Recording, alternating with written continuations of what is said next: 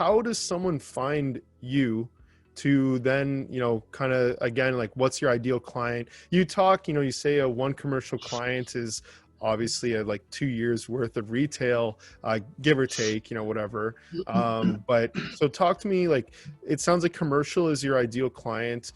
First things first, before we hop into that and how you find them, what are you seeing from a commercial side? Are you seeing an increase in, some of these, private growers or commercial growers, compared to what you've been seeing over the past couple of years? Just a curious question for you. What we're finding, and this may be an unpopular opinion, but I'm sorry, but it just, if you look at any story, it's almost invariably true that there are a lot of people out there with a little bit more money than knowledge, and they're sinking their money and they're not doing the research necessary.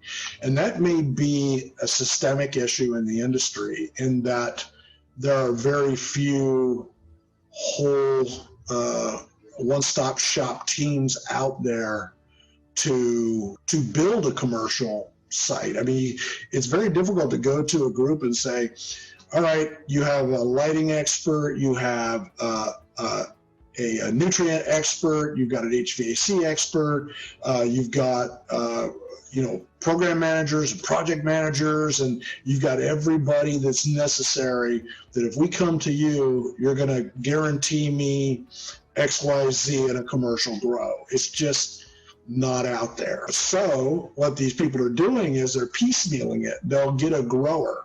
And unfortunately, a lot of these growers, until now, if they were going to, or until recently, if they were going to grow on that magnitude, it would be an incredibly illegal endeavor, and probably worthy of some felony jail time. Well, now that's allowed at the state level, and what you're having is a lot of growers that have never grown in a large scale setting before, and it's not the same. You can't go from growing 20 plants in a 4x4 area in your bedroom or your bathroom to setting up 2,500 square feet of grow space. It's a logistics nightmare. And also there are issues with, there are logistics issues. I guess I should just leave it at that. But I think most people know what I'm talking about. There's a lot of failures out there, and I believe that's why. So I like commercial customers that are well planned, well thought out. They find the team, put the team together first, then get the plan together, and then execute the plan instead of piecemealing their growth, thinking that they're gonna hit the next gold rush. Yeah, and I feel like you kind of touched on it there. It's not the next gold rush anymore. Now it's you got to take it a little bit seriously, or you're going to lose money. It's as simple as it is. And definitely you're seeing that be reflected in the markets, in the cannabis markets for sure. And people starting to care a lot more of, okay, like, wait a second, we need to pay attention to how we make money, what our expenses are, how we can get the best bang for our buck, and really set things up the way that they should be set up. Which is cool.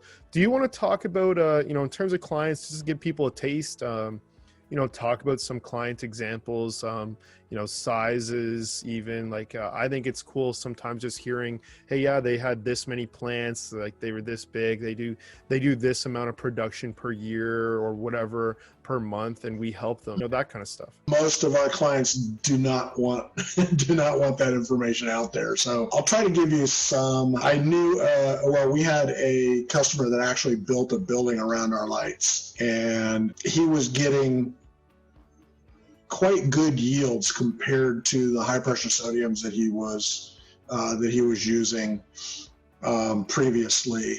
And then he built the building to house our lights. The quality was much better. Not only that, his electricity bill went down significantly. So we took him from maybe spending as much as $8,500 a month to $2,200 a month with our lights. With the same number of photons hitting the plants as the high pressure sodiums, except in a different frequency formula, our full spectrum frequency formula. They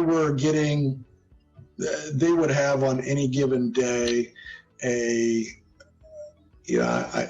you're making me reach way back, and I'm old, so I'm having to go way back to how many plants they had. But they were growing in pots, and they were growing approximately 12 plants per 4x4, and they had 10 of those. So they were doing 120 plants times 4, about 480 plants, and in varying stages of growth.